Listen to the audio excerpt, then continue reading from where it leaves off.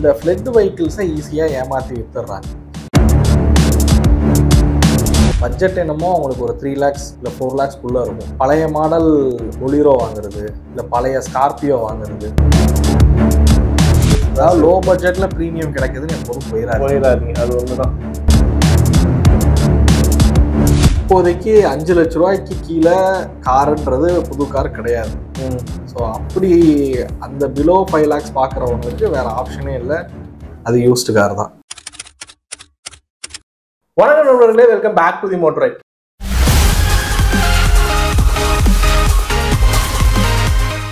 So இன்னைக்கு இன்னொரு podcast தான் உங்களை நான் மீட் பண்ணுறேன்.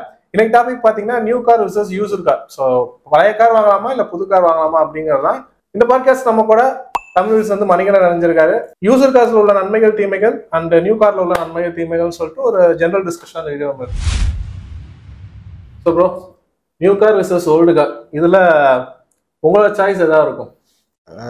எடுத்தோடனே சாய்ஸ்ன்னு கேட்டிங்கன்னா, இப்போதைக்கு 5 லட்ச ரூபாய்க்கு கீழே காருன்றது புது கார் கிடையாது. ஸோ அப்படி அந்த பிலோ 5 lakhs பார்க்குறவங்களுக்கு வேற ஆப்ஷனே இல்லை, அது யூஸ்டு கார் தான். ஆப்வியஸ்லி யூசர் கார் போறவங்கிறதே வந்து பிரைசிங் வச்சுதான், பட்ஜெட் தான் அவங்களுக்கு. இப்போ என்னோட காசு கம்மியா இருக்கு, அந்த இஎம்ஐ கன்வியூஸா கட்ட முடியாது, பட் என்கிட்ட இருக்க ஒரு 3-4 lakhsக்குள்ள நான் ஒரு கார் வாங்கணும்னு நினைக்கிறவங்க கண்டிப்பா ஃபுல் அமௌண்ட் கொடுத்து யூசர் போயிடுவாங்க. ஆனா அந்த ஒரு பட்ஜெட்ல நம்ம யூசர் கார் போறதுக்கான மார்க்கெட்டிங் இப்ப இருக்கா? ஒரு வண்டிக்கான கரெக்டான வேல்யூவேஷன்ல யூசர் கார் இப்ப விக்குதா? அண்ட் அது கொடுத்து நம்ம காசு கொடுத்து வாங்குறதுக்கான வேல்யூவேஷன் குவாலிட்டியா அந்த கார் இருக்கா? இல்லை, இப்போ யூஸ்ட் கார் மார்க்கெட்டே எப்படி ஆயிடுச்சுன்னா ரொம்ப எக்ஸ்பென்சிவாக தான் ஆயிடுச்சு. நீங்கள் எந்த கார் போனீங்கனாலுமே சரி, இப்போ ஒரு 3 வருஷத்துக்கு முன்னாடி விற்ற விலைங்கிறது அதே காஸ்ட்டுக்கு இப்போ விற்கிறாங்க. அதான் நானும் சொல்ல வந்தேன். ஏன்னா இப்போ ஆப்வியஸ்லி நமக்கு ஒரு 6.5 lakhs எல்லாமே ஷிஃப்ட் கிடைச்சிட்டு இருந்துச்சு தான். பட் இன்னைக்கு அதே இயர் மாடல் அதே ஷிஃப்ட்டை வாங்கின ரேட்டுக்கே 6 அந்த ரேஞ்சுக்கு விற்கிறாங்க. இது சரியானு பார்க்கணும்ல. ஏன்னா இவ்வளவு நாள் வாங்கி கிட்ட 1 லட்சம் ஓட்டிடுறாங்க. வண்டியில் நிறைய வேரண்ட் இஷ்யூஸ் இருக்கு, இன்ஜின் கம்ப்ளைண்ட் நிறைய இருக்கு. சில பேர் அதுக்கு மேல ஓட்டிட்டு டேம்பரிங் பண்ணிடலாமே அதே ரேட்டுக்கு விற்கிறாங்க. இது எல்லாத்துக்குமே காரணம் வந்து அந்த மார்க்கெட் வந்து பூம் ஆயிருக்கிறது தான். யூசர் கார் வந்து அதிகமா இதா இருக்குங்க தான். ஸோ இந்த மாதிரி இதுல பிரைஸ் ஹை பண்ணிட்டே போறது வந்து ஒரு நல்ல எக்கோசிஸ்டமா இருக்காதுன்னு பாக்குறேன். 5 வருஷத்துக்கு முன்னாடிக்கும் இப்போக்கும் பாத்தீங்க அப்படின்னா யூஸ்டு கார் மார்க்கெட்டுங்கிறது திட்டத்திட்ட ஒரு 50% மேல க்ரோ ஆயிருக்கு. அதுக்கு ரீசன் என்னன்னு கேட்டிங்கன்னா, ஒன்று புது காரோட விலையேற்றம்.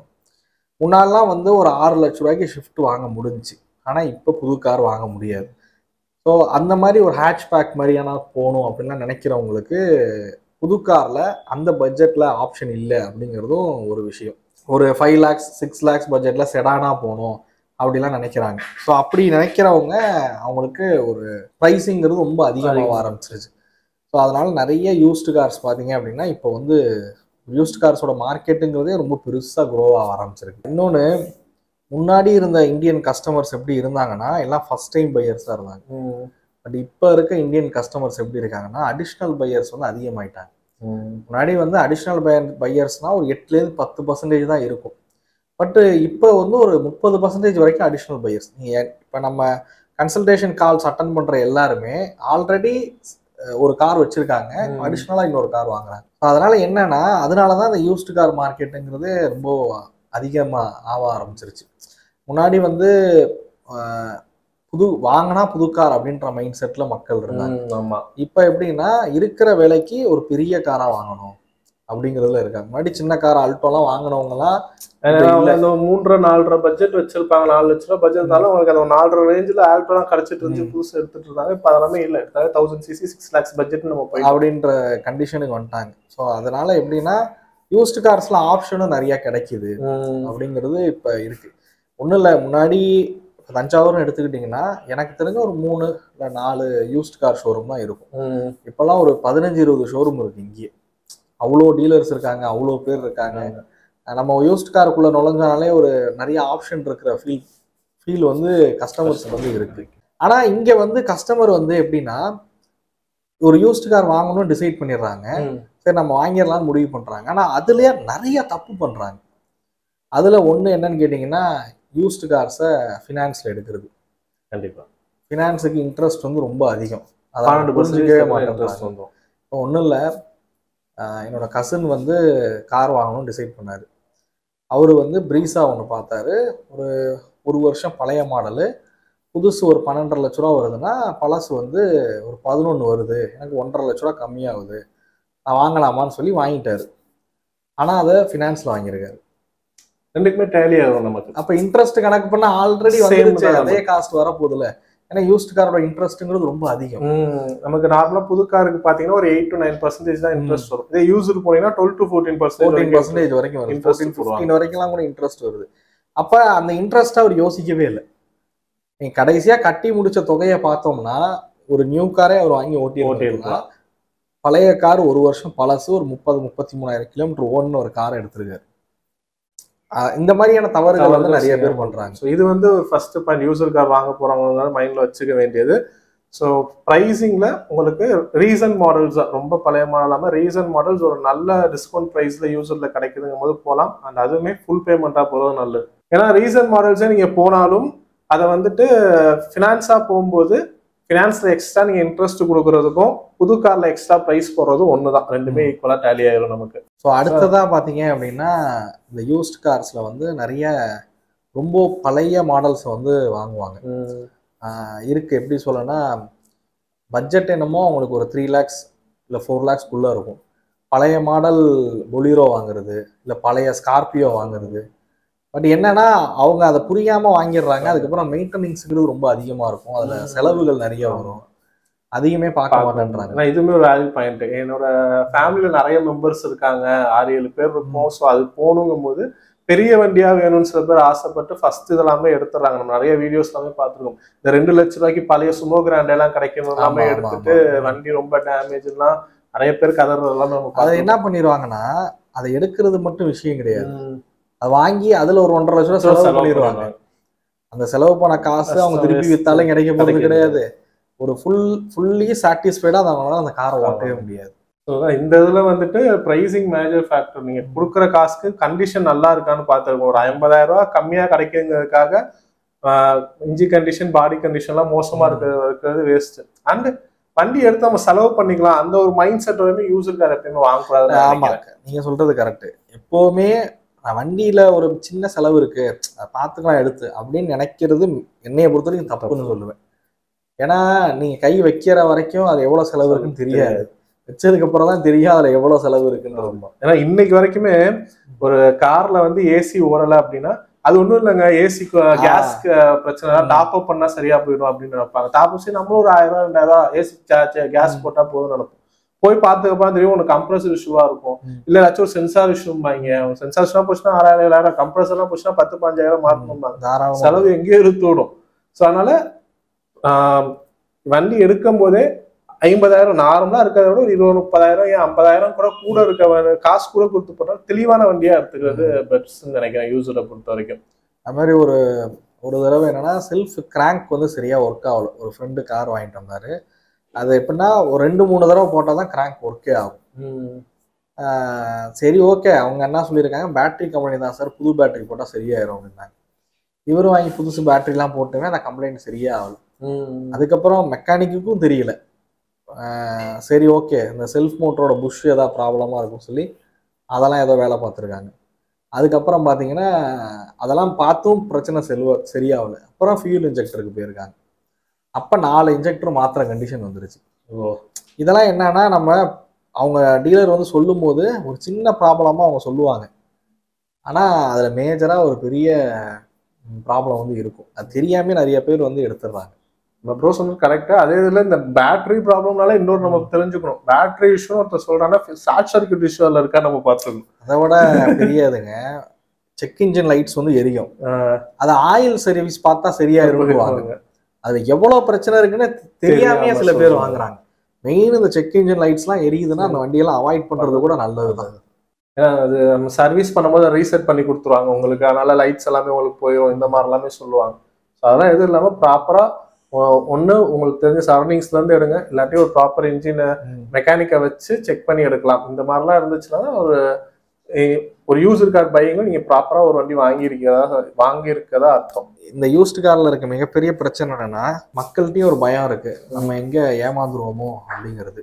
ரெண்டாவது ஏமாத்தப்பட்டுக்கிட்டும் இருக்காங்க. நம்ம எவ்வளோ டீலரை வந்து பார்க்கணும். டீலரை நான் குறை சொல்ல, பட் நிறைய இடங்கள்ல இது ஒரு மேஜர் பிரச்சனையா போயிட்டு இருக்கு. அதை பத்தி நீங்க என்ன நினைக்கிறீங்க? உங்களுக்கு ஏதாவது அனுபவங்கள் இருக்கா? ஆமா ப்ரோ, நம்ம வந்து பாக்குறோம். அந்த ரீசெண்டா பாத்தீங்கன்னா வெஹிக்கிள்ஸ் கொடுத்துட்றாங்க.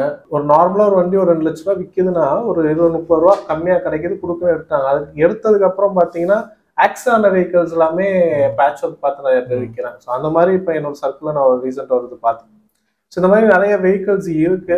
விற்கிற டீலர்ஸ் நம்ம ரொம்ப சொல்றேன். ஏன்னா ஃபர்ஸ்ட் டைம் ஒருத்தர் கார் வாங்குறாங்க, அதுவுமே இந்த மாதிரி ஆக்சன் வெஹிக்கிள்ஸ் எல்லாமே அவங்க தலையில கட்டுறாங்கும் போது எடுத்துட்டு போயிட்டு அப்புறம் தெரிய வரும்போது அவங்களுக்கு அதை ஊற்றிக்கிட்டே இருக்கும். ஒரு வண்டி வாங்கியிருக்கோம், அது நம்ம நல்லா இருக்கும்னு நினைச்சு ஓட்டும் நம்ம ஃபேமிலி எல்லாமே அதில் கூட்டிட்டு போகும்போது நமக்கே ஒரு இது பயம் இருக்கும். கண்டிப்பா கண்டிப்பா. அது பேட்ச் ஒர்க் பண்ணியிருந்தாலுமே எந்த அளவுக்கு நமக்கு ஸ்டேரிங் ரேக்ல இருந்து எல்லாமே எந்த அளவுக்கு ப்ராப்பரா பண்ணியிருக்காங்கன்னு தெரியாது. மேலோட்டமா பாடியில எதுவும் பண்ணிட்டாங்கன்னா இருந்து பேட்சோ போட்டா கூட ஓகேங்களாம். பட் உள்ள இன்டீரியர் பார்ட்ஸ், ஸ்டேரிங் ரேக்கு மற்றது எல்லாமே எதுவும் ப்ராப்ளம்னா எவ்வளவு ஆகும் நமக்கு. இது நிறைய பேர் இந்த ஃபர்ஸ்ட் டைம் பையர்ஸ் போய் இந்த மாதிரி காரை எடுத்துட்டு அவங்களுக்கு சில பேர் நினைச்சுருவாங்க, நமக்கும் காருக்கு செட் ஆகாதுங்க, பாருங்க எடுத்த சரியா இல்லை, செலவு பண்ணி மாளலை அப்படின்ற மைண்ட் செட்டுக்குலாம் நிறைய பேர் வந்துடுறாங்க. அது உண்மையாக நடந்துகிட்டு இருக்கு. ஏன்னா ஃபர்ஸ்ட் டைம் பேயர்ஸ் தான் அதிகமாக யூஸ்டு கார்ஸை வந்து வாங்குறது. அவங்கள்ட்ட பட்ஜெட் இருக்காது. ஸோ அப்போ ஒரு காரை யூஸ்டு காராக வாங்குவோம் அப்படின்ற ஒரு இதில் போய் வாங்குறது. வாங்கி அதில் எக்கச்சக்க செலவு பண்ணி கடைசி வரைக்கும் அந்த பிரச்சனை வந்து தீரவே தீராது. அது அந்த இதுவும் ஒரு இது வண்டி எடுத்து செலவு பண்ணுறாங்களா அவங்களுக்கு நம்ம சொல்லியே ஆகணும். ஸோ ஒரு வண்டி எடுத்தா இன்ஜின்லாம் சரியா இருக்கான்னு ஃபர்ஸ்ட் ஒரு 2 to 3 months ப்ராப்பரா அந்த வண்டியை ஓட்டி உங்களுக்கு அந்த வண்டி செட் ஆகுதான்னு பாருங்க. அதுக்கப்புறம் அதுல போயிட்டு காஸ்மெட்டிக்ல காசு போடலாம். ஆமா ஆமா. அதுக்கப்புறம் கரெக்ட். இன்ஜின்லயே பிரச்சனை இருக்கும், ஆனா உள்ள செட்டு மட்டும் 30,000-40,000 மாத்தி வச்சிருப்பாங்க. அது தெரியாம வண்டி எடுத்துட்டு ஒரே 1 வீக்லயே போயிட்டு நம்ம ஒரு இதுல கொடுத்து வண்டியை பாஷா நம்ம அழகுபடுத்த வேண்டியது. அப்புறம் பின்னாடிதான் இந்த பிரச்சனை எல்லாம் வண்டியில இருக்காங்க நம்ம கொஞ்சம் கொஞ்சமா தெரிய வரும். அதுக்கு அந்த காசை வச்சு அந்த பிரச்சனையை சரி பண்ணிடலாம். ஏன்னா வண்டியில முக்கியங்கிறது இன்ஜின் தான். வண்டி நல்லா ஓடணும், இன்ஜின், டயர்ஸ், ஸ்டேரிங் இதெல்லாமே நார்மலா இருக்கணும், கிளச்ல இருந்து எல்லாமே. அதுக்கு அடுத்தது தான் நம்ம பாடி மற்றது எல்லாமே நம்ம பார்க்கணும், அழகுபடுத்துறதெல்லாம். ஸோ அதனால வண்டி தெளிவா இருக்கான்னு ஃபர்ஸ்ட் ஓட்டி உங்களுக்கு செட் ஆகுதான்னு பார்க்கணும். நம்ம ஒரு யூசர் கார் எடுக்கிறோங்கும் போது நம்ம ஃபர்ஸ்ட் டைம் அதை யூஸ் பண்ணல, அதுவும் நமக்கு அது ப்ராப்பரா ஹேண்ட்லிங்க்கு செட் ஆகுதான்னு பார்த்துட்டு அதுக்கப்புறம் மற்ற காஸ்மெட்டிக் விஷயம்ல போகிறது கரெக்டாக இருக்கும். அண்ட் இன்னொரு பாயிண்ட் நான் யோசிச்சேன். ஏன்னா இந்த இதுல வந்துட்டு யூசர் கார் பிரைசிங் பூம் ஆகிட்டே இருக்கணும் ஃபர்ஸ்ட் டைம் பேசுற மாதிரி. அப்படி இருக்கும்போது எந்த பட்ஜெட்ல யூசர் கார் வாங்கினா கரெக்டா இருக்கும், அந்த வகையை நம்ம இதுல எடுத்து வந்துடலாம்னு பாக்குறேன்.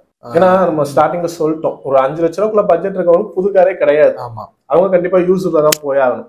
அந்த ஒரு 10 லட்ச ரூபாய் பட்ஜெட் வச்சிருக்கவங்களுக்கு நிறைய புது கார்ஸ் இருக்கு, புது காரே இருக்கு. அவங்க புது காரே போலாமா இல்ல யூசர் கார் போலாமா? இல்ல, என்னைய பொறுத்த வரைக்கும் பட்ஜெட் வந்து 10 கிட்ட எல்லாம் இருக்குன்னா புது கார் எடுக்கிறது தான் நல்லது. அதுவும் ஃபர்ஸ்ட் டைம் பையர்ஸ் கண்டிப்பா புது காரே போயிடுறது பெட்டர். எதுக்கு சொல்றேன் அப்படின்னா, நம்ம இந்த ஃபர்ஸ்டே சொன்ன மாதிரி பழைய காரை எடுத்து இப்போ 2-3 லட்ச ரூபா கார்ல பிரச்சனை இருக்குன்னா கூட வேணாம் விடு, லாஸ் ஆனது ஆயிட்டு போயிட்டு தூக்கி போட்டு வேற கார் வாங்கலாம்னு கூட சில பேரால முடியும். எல்லாரையும் சொல்லல, சில பேரால. ஆனா 10 லட்ச ரூபா கார்ல லாஸ்ன்னும் போது ரொம்ப கஷ்டம். அதுல ஏதாவது பிரச்சனை வருது, கொள்ளுது, அப்ப திருப்பி போய் விற்கும் போது அது 4 லட்சத்துக்கு போகுதுன்னா 5 லட்சம் 6 லட்சம் நஷ்டம் வருதுங்கிறது ரொம்ப கஷ்டம். அதனால எப்பவுமே ஒரு 10 லட்ச ரூபா வரைக்கும் பட்ஜெட் இருக்கு அப்படின்னா அப்ப புது கார் போறது தான் பெட்டர் ஆப்ஷன். கண்டிப்பா. அதுல உங்க பட்ஜெட்டுக்கு எது செட் ஆகும், என்ன கார் பிடிக்கும், உங்க தேவையை அந்த கார் பூர்த்தி பண்ணுதா, அதை பொறுத்து கார் வந்து வாங்கலாம். இப்ப எப்படின்னா 10 லட்ச ரூபா பட்ஜெட் இருக்கு. இப்ப நம்ம இந்த பட்ஜெட்டுக்கு நம்மளால ஒரு ஹேட்ச்பேக்கோ செடானோ தான் வாங்க முடியும், அதாவது சப் 4 மீட்டர் கார்ஸ் தான் வாங்க முடியும். ஆனா XUV 700 இந்த மாதிரியான கார்ஸ் கிடைக்குது, 7 சீட்டரா போயிடலாம். அது மாதிரி பிரீமியம் கார்ஸ் கிடைக்குதுன்னு கூட நிறைய பேர் போறாங்க. ஆக்சுவலா நம்ம அடுத்த செக்மெண்ட் எடுத்துருவோம். ஏன்னா பிரீமியம் கார்ஸ் வந்து இதுல பெரிய விஷயம். அதை எடுத்துட்டு நிறைய பேர் மாற வச்சிருக்காங்க, நம்ம சப்ளை நிறைய பார்த்துருக்கோம். அதுவும் இப்ப நீங்க சமீபமா பார்க்கலாம், நிறைய யூடியூபர்ஸ் வந்து அந்த எப்படின்னா எப்படி சொல்ல, ஒரு ஃபேமுக்காக நம்ம இந்த கார் வச்சிருந்தா ஒரு பெரிய நான் நிறைய பாக்குறேன். அது என்னன்னா ஒரு 4 லட்சம் 5 லட்சத்துக்கு போய் நான் பிரீமியம் கார் வாங்கி, நான் இந்த மாதிரி லக்ஸுரி கார் வாங்கியிருக்கேன் அப்படின்னு போய் வாங்கிடுறது. கார் விலைய சொல்ல மாட்டாங்க, ஆனா அது பார்க்கும்போதே நமக்கு தெரியாதா இதோட விலை எவ்வளவு இருக்கு, மாடல்ஸ் இதை வச்சு நம்ம சொல்லிடலாம். ஓரளவுக்கு தெரியும் இது இவ்வளவுதான் இருக்கும், ஒரு 8 லட்ச ரூபா இருக்கும். ஆனா வாங்கிட்டு அதுல ஒரு சின்ன கம்ப்ளைண்ட்னா அதை சரி பண்றதும் ரொம்ப கஷ்டம், ஸ்பேர் அவைலபிலிட்டி புரிஞ்சுக்கவே மாட்டேங்கிறாங்க அவங்க. இப்ப பாத்தீங்கன்னா ஸ்கோடா அண்ட் ஆடி இது எல்லாமே ஒரே இதுதான். பட் இன்ஜின் நமக்கு அதில் யூஸ் பண்ணிக்கணும் 2 லிட்டர் இன்ஜின் எல்லாமே சேமா இருக்கும் நமக்கு. இதே ஒரு ஆடி கார் எடுத்துட்டு அதோட ஒரு கியர் பாக்ஸ் தான் சேஞ்ச் பண்ணா 4.5 லட்சம் 5 லட்சம் வரும். கண்டிப்பா. ஸ்கோடால பாத்தீங்கன்னாலும் ஒரு 3 2.5 to 3 அந்த ரேஞ்ச் வந்துடும் நமக்கு. பட் ஒரு ப்ராப்ளம் அப்படிங்கும்போது ஒரு 3 லட்ச ரூபா வரைக்கும் அதுல நமக்கு செலவாகும்னா அந்த கார் வந்து ரீசேல்ல டிப்ரிசியேஷன் அந்த 3 லட்ச ரூபா ஆகும். அதனாலதான் 40 லட்ச ரூபாய்க்கு வித்த காரை அவங்களால 10 லட்ச ரூபாய்க்கு கொடுக்க முடியுது. 10 லட்ச ரூபாய்க்கு அந்த காரை கொடுக்குறாங்க அப்படின்னா நீங்க வாங்கி இன்னொரு 10 லட்ச ரூபாய் செலவு பண்ணி தான் ஆகும். அப்பதான் அடுத்த ஒரு 5 வருஷத்துக்காச்சும் அந்த வண்டி உங்களுக்கு ஓடும். ஸோ இந்த மாதிரி ப்ரீமியம் கார்ஸ் வந்து கம்மி ரேட்ல கிடைக்குதுங்கிறதுக்காக போய் விழாம அந்த 20 லட்ச ரூபா நீங்க செலவு பண்ண போறேன் சேர்த்தே கணக்குல எடுத்துக்கோங்க. 20 லட்ச ரூபாய்க்கு ஒரு நல்ல சீடன் வெஹிக்கிளா வாங்கலாம், இல்ல ஒரு எஸ்யூவி வேணாலும் வாங்கலாம். ஸோ இந்த மாதிரி புது கார்ஸ் போறது நல்ல ஆப்ஷனாவே இருக்கும். நான் என்கிட்ட நிறைய பேர்கிட்ட நான் சொல்லுவேன், ஃபர்ஸ்ட் டைம் பையரா இருக்கீங்கன்னா நீங்க ஜெர்மன் கார்ஸ் எக்ஸ்பீரியன்ஸ் பண்ணணும்னு இப்பயே போகாதீங்கன்னு சொல்லியிருக்கேன். ஏன்னா நீங்க ஒரு மாருதியோ இல்ல டாட்டாவோ யூஸ் பண்றீங்க, ஒரு 5-6 வருஷம் யூஸ் பண்ணிட்டு அடுத்து ஒரு ஜெர்மன் கார் போறீங்க, வெர்டஸ் போறாங்கன்னு வச்சுங்களேன், டைகூன் போறாங்க, ஸ்லாவியா போறாங்கன்னும் போது நான் ஏன் அதை சொல்லுவேன் அப்படின்னா, நீங்க இப்பதான் கார் ஓட்ட கத்துக்கிட்டு ஓட்டிக்கிட்டு கொண்டுட்டு இருப்பீங்க, அதுல சின்ன சின்ன ஸ்கிராட்சு ஆகுது, இல்ல அடியில அடிப்படுது, இல்ல ஸ்டேரிங்ல ஏதோ பிரச்சனை, இதெல்லாம் சரி பண்ணும்போது ஒரு மைண்ட் செட் வந்துடும். ஒரு கார்னா அப்ப இப்படி எல்லாம் நம்ம காரை ஓட்டக்கூடாது அப்படிங்கிறது. எடுத்தோடனே ஃபர்ஸ்ட் டைம் பையர் போய் ஒரு ஜெர்மன் கார், வெர்டஸ், ஸ்லாவியா இந்த மாதிரியான கார்ஸ் ஃபுல்லெல்லாம் வாங்கும்போது அதை எப்படி ஹேண்டில் பண்ணுறேனே உங்களுக்கு தெரியாது. ஒரு சின்ன ஸ்கிராட்ச் ஆனா அதோட பெயிண்ட் காஸ்ட் கூட வரும்.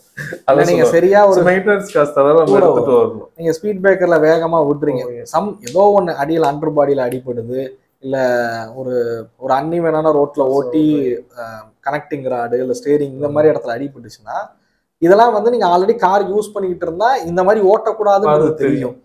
ஆனா எடுத்தோடனே இந்த காரை ஓட்டும் போது அதுல செலவானுச்சுன்னா அது லட்சக்கணக்கில் கூட ஆகும். ஸோ அதனால நான் ஃபர்ஸ்ட் டைம் பையர்ஸ்க்கே நான் நிறைய தடவை சொல்லியிருக்கேன், உங்கள்கிட்ட பட்ஜெட்டே இருந்தாலும் நீங்க அந்த மாதிரி கார்ஸ் லோ மெயின்டெனன்ஸ் காஸ்ட் உள்ள பிராண்ட்ஸ்ல போறது நல்லது. ஏன்னா சர்வீஸ் வைஸ் கம்மியா இருக்கும், பார்ட்ஸ் வைஸுமே கம்மியா இருக்கும். நீங்க மாத்தலாம், ஏன்னா தப்பு பண்ணி தான் நம்மளை திருத்திக்க முடியும். அதை இந்த மாதிரி கார்ஸ்ல தப்பு பண்ணி திருத்திக்கங்க அப்படின்றது. நியூ கார்லயே இவ்வளவு விஷயங்கள் இருக்கு, அதை தெரியாம யூஸ் கார் போயிட்டீங்கன்னா இதுக்கு மேல இன்னும் பாதிப்பு இருக்கும். அதான் என்ன ஃபர்ஸ்ட் அண்டர் 5 lakhs வேற ஆப்ஷன் இல்ல, நல்ல யூஸ்டு கார் போங்க. நிறைய கார்ஸ் இருக்கு அந்த 5 lakhs, ஒரு 4 lakhs பட்ஜெட். ரீசன்ட்டான ரொம்ப பழசு வேணும், ஒரு 5 வருஷம் பழசு அந்த மாதிரி வெஹிக்கிள்ஸ். i10 போலாம், அது ஒரு நல்ல ரீசனபிளாவே கிடைக்குது. அதே மாதிரி டியாகோ போலாம், அதெல்லாம் ஓரளவுக்கு. இப்ப ரீசெண்டா வந்து நிப்பாட்டின மாடல் சாண்ட்ரோ, டியாகோ 800நாலுமே நீங்க அதெல்லாம் போலாம். இல்ல அந்த மாதிரி இதெல்லாமே சிலரியோ எல்லாமே இந்த 5 லட்ச ரூபாய் பட்ஜெட்ல கிடைக்குது. 19-20 மாடல் சிலரியெல்லாம் அந்த ரேஞ்சில கிடைக்குது, தாராளமா போலாம் நீங்க.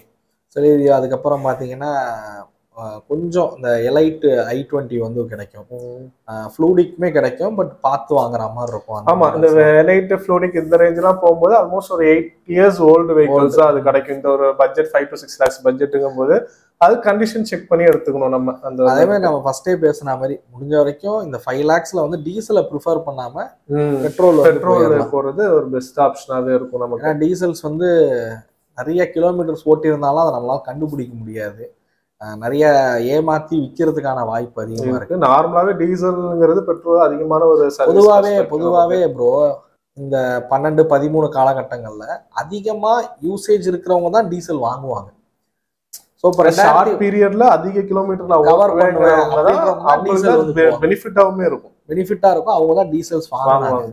ஸோ அப்ப ஒரு 2012 இல்ல 13 மாடல் ஒரு டீசல் காரை நம்ம இப்ப வாங்குறோம்னு வச்சுங்களேன், அது கம்மியா ஓடி இருக்குன்றது நிறைய ஏமாத்து வேலைகள் இருக்கலாம். அதனால ஜென்யூன் இருக்கலாம், 100ல 1-2 ஜென்யூன் இருக்கலாம், மேக்ஸிமம் அந்த மாதிரி தான் இருக்கு. டேம்பரிங், அதாவது 8 வருஷம் வண்டி ஆன வண்டிங்க, ஆனா வெறும் 50,000 கிலோமீட்டர் தான் ஓட்டி இருக்காங்கன்னா அது வந்து 100ல ஒரு வண்டியா இருக்கும். அதனால அதெல்லாம் கொஞ்சம் கவனிச்சு வாங்குறது நல்லா. நம்ம உங்களோட ரொம்ப க்ளோஸ் சர்க்கிள்ல இந்த மாதிரி வச்சிருக்காங்க போது நீங்க நம்பி வாங்கலாம். பட் ஒரு டீலர் சொல்றாங்க இல்ல ஏதோ ஒரு பிளாட்ஃபார்ம், ஒரு ஜென்ரல் பிளாட்ஃபார்ம்ல நீங்க பார்த்து வாங்குவீங்க போது ரொம்ப ஒரு கேள்விக்கான ஒரு விஷயம் தான், பார்த்து தான் வாங்குவாங்க. ஸோ இதை ஓவராலா பார்க்கும்போது பட்ஜெட் வச்சிருக்கவங்களுக்கு இந்த 10 லட்ச ரூபாய் பட்ஜெட்லாம் வச்சிருக்கவங்க புதுக்காரே போயிடுறது நல்லது. இல்ல எனக்கு அந்த ப்ரீமியம்னஸ் தான் நான் கொஞ்சம் ஃபீல் பண்ணுவேன், இந்த பெரிய சப் காம்பேக்டா இல்லாம பெரிய 10 லட்ச ரூபாய்க்கு மேல இருக்கக்கூடிய சீடன்ஸ் எஸ்யூவி எல்லாம் வாங்குறவங்க கொஞ்சம் ரீசெண்டா ஒரு 5 வருஷத்துக்குள்ள இருந்த மாடல்ஸ், ரீசெண்ட் லோ கிலோமீட்டர்ஸா ஓடுன மேக்ஸிமம் ஒரு ஓனர் இருக்கு, ஒரு ஓனர் இந்த மாதிரிலாம் இருக்கு. எல்லாமே பார்த்து எடுத்துக்கிட்டீங்கன்னா உங்களுக்கு பெஸ்ட். இன்னொன்னு சொல்லணும், யூஸ்டு கார்ஸ்ல ஃப்ளட் ரீசெண்டாவும் ஃப்ளட் வந்திருக்கு. சென்னை மாதிரி பகுதிகள் இயர் ஆன் இயர் நடக்குது bro. வருது. ஸோ அப்படின்னும் போது இந்த ஃப்ளட் வெஹிக்கிள்ஸை ஈஸியா ஏமாத்தி வித்துடுறாங்க. சென்னை ரிஜிஸ்ட்ரேஷன் தான் ஃப்ளட்ல அடிபட்டிருக்குன்றது கிடையாது. ஆமா, ஏன்னா இங்க வாங்கிட்டு அங்க போய் ஓட்டுறவங்களும் இருக்காங்க. இருக்காங்க. அதனால அதையும் கவனிக்க வேண்டியது இருக்கு. ஸோ அது வந்துட்டு ப்ராப்பரா வச்சிருக்காங்க. ஏன்னா ரீசெண்டா லாஸ்ட் இயர்லாம் பாத்தீங்கன்னா 69 வண்டி எல்லாம் நிறைய இதாச்சு. இப்போ நான் ரீசெண்டா ஒரு விஷயம் சென்னை சர்க்கிள்ல இது பார்த்தேன். எப்படின்னா ஃப்ளட்ல அடிபட்டுருச்சு, அதான் ஷோரூம்க்கு கொண்டு போனா அது ஹிஸ்ட்ரியில ரிஃப்ளெக்ட் ஆகும். ஸோ அதனால யாருமே நாங்கள் மேக்ஸிமம் ஷோரூம் சைடு போறது கிடையாது, வெளியில வச்சு அதை சர்வீஸ் பார்க்குறாங்க. ஸோ ஃப்ளட்டட் வந்து ஹிஸ்ட்ரியில தெரியக்கூடாதுன்றதுக்காண்டி பண்றாங்க. அதனால ஹிஸ்ட்ரி செக் பண்ணி வாங்கினாலும் அதுல இந்த மாதிரி விஷயங்களும் நடக்குது. அதனால தெரிஞ்ச நல்ல மெக்கானிக்கெல்லாம் கூட்டு போய் பார்த்து வித்து அதெல்லாம் அது மாதிரியும் வாங்க வேண்டியது இருக்கு. ஒன்று எப்பவுமே ஒன்று தெரிஞ்சுங்க, யூஸ்டு காருங்கிறது நம்ம கையில இல்லை, நல்ல வண்டியா கிடைக்கும்ன்றது நம்ம கையில கிடையாது. புதுசு போனாலே வண்டி அதெல்லாம் தலையில கட்டிடுறாங்கலாம் பாக்குறோம். அதாவது யூஸ்டு காரு நம்ம கிடைச்சிச்சு அப்படின்னா அது லக்குன்னு தான் சொல்லணும். நல்ல வண்டியா இருக்குன்னா அது லக்குன்னு தான் சொல்லலாம். மேக்ஸிமம் யூசர் காரை பொறுத்த வரைக்கும் இப்போ நாங்கள் திருச்சி தஞ்சாவூர்ல இருக்கோம்னா இந்த சரௌண்டிங்ஸை பத்தி எங்களுக்கு தெரியும். ஆமா. ஸோ இந்த லோக்கல் ரெஜிஸ்ட்ரேஷன் நம்பரா இருக்குது அண்ட் ரொம்ப நம்மளோட க்ளோஸ் சர்க்கிள்ல இருக்காங்க. ஸோ இந்த மாதிரி போறது ரொம்பவே சிறந்த ஆப்ஷனா இருக்கும். உங்களுக்கு வண்டி குவாலிட்டியா இருக்கும், நீங்களும் கொஞ்ச நாள் வச்சு ஓட்டலாம். மற்றபடி டீலர்ஸ் இல்லை ஒரு ஜென்ரல் பிளாட்ஃபார்ம்ல பார்த்து வாங்குறீங்க அப்படிங்கும்போது ரொம்ப கேர்ஃபுல்லா பார்த்து வாங்க வேண்டியது. வண்டி வாங்கணும் உங்களோட பொறுப்பு, அது பார்த்து வாங்கிக்கோங்க. அண்ட் சில ஜென்ரல் பிளாட்ஃபார்ம்ல வாரண்டி எல்லாமே கொடுக்குறாங்க. அண்ட் அங்க வந்து பிரைசிங் கொஞ்சம் கூட இருக்கும். பட் அவங்கள்ட்ட வாங்குறது கொஞ்சம் சேஃபா ஃபீல் ஆகுது. நானே நிறைய பேருக்கு முடிஞ்சா அதுல போய் பாருங்க, அவங்க வாரண்டி கொடுக்குறாங்க. அதெல்லாம் ஏன்னா இன்னைக்கு இருக்க காலகட்டத்தில் சொல்றோம், நார்மலா வந்து நாங்க அட்வைஸ் பண்றது கிடையாது, பிரைஸ் கூட தான். பட் இன்னைக்கு வெளி மார்க்கெட்ல நிறைய இந்த மாதிரி ஃப்ராட்ஸ் எல்லாம் நடக்குது. அதனால சரி இவங்களை கம்பேர் பண்ணும்போது இது கொஞ்சம் பெட்டரா இருக்குன்னு நாங்க ஃபீல் பண்றோம். ஏன்னா அவங்களும் வந்து ஒரு 100 செக் பாயிண்ட்ஸ் வச்சுலாம் செக் பண்ணி எடுக்கிறாங்க. ஏன்னா வாரண்டி கொடுக்குறோங்கிறதுனால ஏனோ தானோன்னு அவங்களால வண்டியை விற்க முடியாது. ஸோ நிறைய செக் பாயிண்ட்ஸ் வச்சு செக் பண்றதுனால மேபி அவங்கள கொஞ்சம் நம்பலாம். இது ப்ரொமோஷன் வீடியோலாம் இல்லைங்க, நாங்கள் எங்களோட கருத்து சொல்றோம். ஸோ நீங்க உங்களுக்கு நல்ல தெரிஞ்ச டீலர் உங்களை ஏமாற மாட்டாங்க, அந்த மாதிரி இருக்கவங்க நீங்க வெளியே எடுத்துக்கலாம். இல்லை எனக்கு டவுட்டா இருக்கு அப்படிங்கிறவங்க இந்த மாதிரி பிளாட்ஃபார்ம்ஸை நம்ம ட்ரை பண்ணி பார்க்கலாம். ப்ரீமியம் கார்ஸ் வாங்குறவங்களுக்கும் இதுலயே நாங்கள் சொல்லியிருக்கோம். ஸோ அது வந்துட்டு இன்னொரு டாபிக்ல வேணா தனியா நம்ம டிஸ்கஸ் பண்ணுவோம் ஃபுல்லா. ஸோ அதாவது லோ பட்ஜெட்ல ப்ரீமியம் கிடைக்குதுன்னு எப்போதும் போயிடாதீங்க. அது ஒண்ணுதான். நீங்க போனீங்கன்னா அதுல செலவு அந்த அளவுக்கு இருக்கும். ரீசெண்டா நான் ஒண்ணு பார்த்தேங்க, ஏதோ ஒரு டீலர் ஷோரூம் ஒண்ணு, இந்த ப்ரீமியம் கார்ஸ் தான். ஒரு காரை வந்து பென்சோ ஒண்ணு 5 லட்ச ரூபாய்க்கு தரேன், கூட வந்து இன்னொரு மாருதி கார் ஃப்ரீயா தரேங்கிற மாதிரி ஏதோ ஒன்று அட்வர்டைஸ்மெண்ட் பண்ணிட்டு இருந்தாங்க. ஸோ இந்த மாதிரி எல்லாமே நடக்குது. ஒரு காருக்கு ஒரு கார் ஃப்ரீங்கிற மாதிரி பை ஒன் கெட் ஒன் ஆஃபர்லாம் போடுறாங்க. மார்க்கெட்டிங் அந்த அளவுக்கு போயிட்டு இருக்கு.